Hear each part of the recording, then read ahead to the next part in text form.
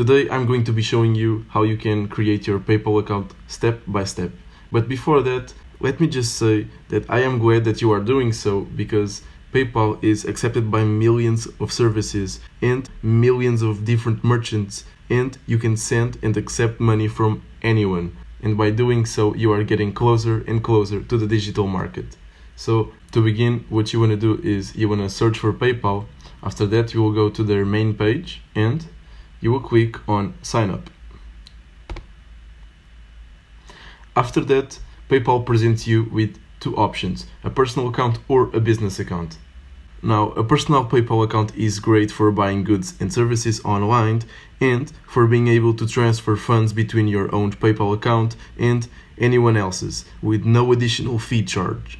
And a business PayPal account is great to sell goods and services and also to accept donations. So, as a matter of taxes, to legally escape them, I'm going to select a personal account. So you will click on sign up. You will select your region, your country. Click get started. You will add your mobile number. And then PayPal will send you a code. Before you advance, I'm giving you the opportunity of winning a free $750 PayPal card from which you can buy products on eBay, Amazon, video games, you name it. This $750 PayPal card link will be in the description. Now you need to fill out your legal email address, your legal first name, your legal last name, and your own password. And now that you've done so, you will click on next. In the second page, you will select your nationality, your date of birth, your address, your town, village, and post office.